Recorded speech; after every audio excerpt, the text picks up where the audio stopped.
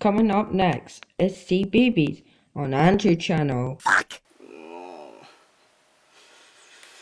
Oh man, I'm so bored! I wish there was a Japanese visual novel series that involves mysteries, murder, deep lore, sometimes really dark themes, and fan service that stretches from games to anime to manga, some of which being exclusive to Japan, all for me to sink well over 200 hours into. Oh, but if only something like that existed! Well, have I got a Danganronpa for you.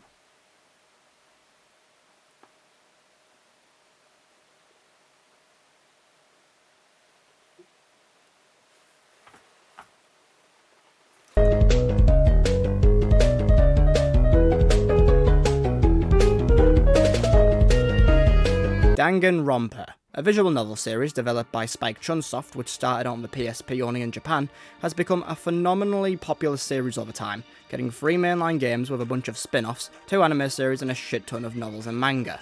But, what happens when you take something like this, and give it to one of these? Hello. You get debt. Son of a bitch. Danganronpa merchandise is a fun way to start a conversation with your bank as to why you need mental help. Merchandise for a popular series or IP is practically unavoidable, and it's quite understandable why. Why not give Funko the rights to make dumbass figures off your well-liked characters and make a nice easy profit from it where you don't have to do anything? You're living the dream! And Danganronpa is no exception when it comes to selling things that give its fans something to hold in their palms for a bit. So I thought I'd go through some of the stuff I've bought and give a quick ranking from 1 to 10 depending on how much I enjoy knowing I own it. Why is this the topic of a review I've chosen to do? Well, because my Sonic 1 review was getting too chunky and my eyes wanted to look at 2D women for a bit, so without further ado, let's start with the first item. Danganronpa Trigger Happy Havoc Limited Edition for PSP. Now this is a cool little package. It's a good sized box for a shelf piece and the contents inside are also pretty cool. We have the best edition of the game, which just looks like a player's choice version of the box art. I did buy this used, but I want to know if this bundle was always meant to have the player's choice version in it. We have a manual right here next to the game, which is always nice to see. It lets us reminisce about when all games had them before they unfortunately died out. Alongside the game, however, we have a small plush of Monokuma with a strap on his head to attach him or something. As well as this folded cardboard sleeve, which carries 2 discs. A CD that rearranges songs off the soundtrack and what I believe is an original audio drama. The other disc is a DVD that holds a plethora of videos showing promotional footage, comments from some of the cast members, bonus videos of executions, and beta footage. This is all so cool! Unfortunately, well, this is all in Japanese, so I can't watch, listen to, or play anything in this package, but it's still really cool to have. Just the novelty of the bonus DVD and drama CD are so admirable as one of bonuses for collectors. It's just a shame I can't understand it. Still, this is a fun little set to have, so I give it a solid 8 out of 10. But Ryan, I hear you saying, what about a version of the game I can actually play and be included with bullshit? Well, do I have a Decadence for you. Danganronpa Decadence Collector's Edition for Nintendo Switch. This version of the game includes Danganronpa 1, 2, V3 and spin-off game Ultimate Summer Camp in one nice package. The collector's bundle is all held in a cool looking tin just behind the cardboard sleeve, which shares the same box art with major characters from 1, 2 and V3. Inside the tin includes the game on Switch with a very plain case. It's just the case and cartridge. You'd think for a collector's edition they'd include a manual or some inner case art, or hell, maybe even a steelbook to replace this lame-ass box art. I could rant about why I don't like this game's box art, but I'm going off topic. I just wish the actual game part of this bundle had a bit more in it. Anyway, we also get an 18 by 24 inch cloth poster, which when hung up is a good way to tell your dad how much of a bitch you've become. We also get a bonus CD, which includes 10 remixed tracks from the game that lasts a solid 51.5 minutes. Finally, the set includes 3 lenticular art prints, each one having the cast of classmates from games 1, 2 and V3, with the cover art from the game they're from. Again, a neat bundle, but my god it's big. If you put everything into one corner, it makes this empty L shape in the tin. Why wasn't it slimmed down? Could we only make it this big? I shouldn't be too bothered about this, but I find it annoying. I can't put this on my shelf with the rest of my Switch games because the box is so damn big, even though it doesn't need to be. It doesn't matter though, it's still a good collection, and it's in a language I can understand. Another 8 out of 10. Now if you're someone saying, I don't want to play Danganronpa, I want to read Danganronpa.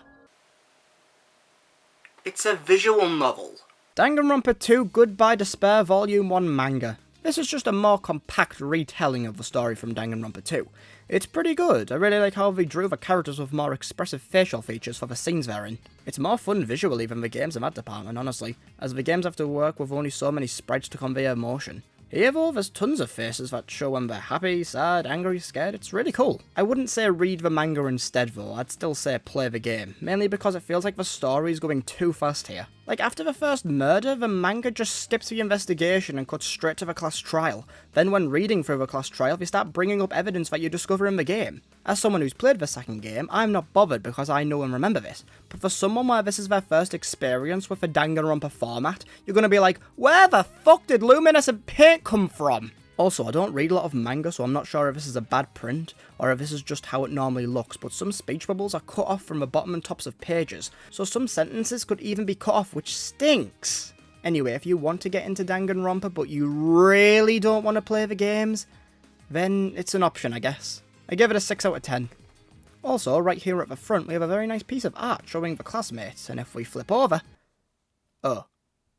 Okay. Yeah, Danganronpa is a very fan-servicey series in terms of showing off their characters and out their clothing, which is where these things come into play. These little buggers are called Danganronpa Pants Acrylic Standees.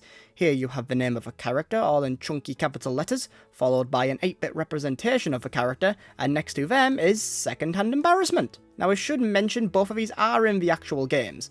The 8-bit caricature of a character is used in the games mainly for the mechanic of growing your friendship with them, as their little icon will show up next to how many times you've spoken to them, and if you talk to them enough, you will receive their pants. Don't worry ladies, you can get the men's too. I don't mind these honestly, the 8-bit versions of the characters look cute, and even though they're stood right next to their bloomers, it's just humorously quirky to me honestly. I have 5 of them, 4 of which being from the second game, and I made this frame out of them. I had to buy new ink for my printer just to print that background image out. £30 well spent. Despite what others may say, I don't mind these at all, truthfully. I find them quite endearing in a way. 7 out of 10. But you want to know what I don't find endearing? A reason to piss off Catholics. Danganronpa's swimsuit acrylic standees. This just feels gross, man. These acrylic standees are based on the spin-off game Danganronpa S Ultimate Summer Camp, where the characters from 1, 2, V3 and Ultimate Despair Girls are all well and alive living on the beach together. This game just reeks of fan service with a capital bikini. I believe this game was meant to be used in V3, but we expanded it and just made it into its own game. I haven't played the game yet, so I can't say if it's good or bad, but I have to be honest, you have to be extremely down bad to own one of these. I mean, I know I have them, but shut up! I wouldn't feel proud displaying these. It feels like something you shove in your drawer not wanting anyone to see. Also, this Chiaki one I got, I'm not even sure if it's official. I mean, it could just be used, but it's bigger than the Kyoko one, and the plate is different. It does just say Danganronpa 2, so it could be from the second game and not from Ultimate Summer Camp, but I have to say this. These 2 small pieces of loose acrylic is the most expensive item on this list. I'm not joking.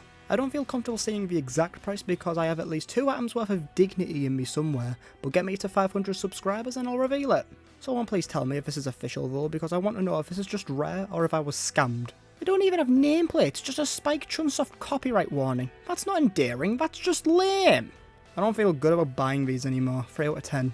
I have one more acrylic item to discuss, and funnily enough, these ones aren't provocative in any way. Danganronpa character keychains. Okay, these aren't official, they're from an eBay seller called Sam's Anime Shop who sells other anime-like goodies in this art style. These were just under $4 a pop, so I bought 5. I got Deathcore, Female Yami Mash, Sherlock Holmes But Good, Maid in the Royal Navy, and NHS Worker. They're cute. I put 3 of them on the zips of my backpack and 2 on my university lanyard. It's a fun way of telling people I'm a fucking loser without having to actually tell people I'm a fucking loser. There's not much else to say, except I looked at the Kyoko one weirdly and now I think the white in her eyes are her eyelids and she's giving me a death stare. Also, I don't know why Mukuro's chain is so much longer than the rest, but okay. They're just neat and make my Master of Puppets bag and lanyard that extra bit unique, 7 out of 10. Speaking of unofficial merch, I have an ace up my sleeve.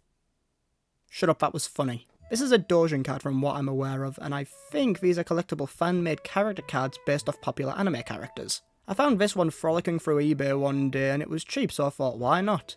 It came protected in 2 layers of plastic, and while I think it looks cool, I have no intention of buying any more of these. I can't play Jacks 2s and 8s with Grandma with these! They're holotypes, I'm not letting her touch them. The back of a card says More Girls Domain. What, Mikan owns land now?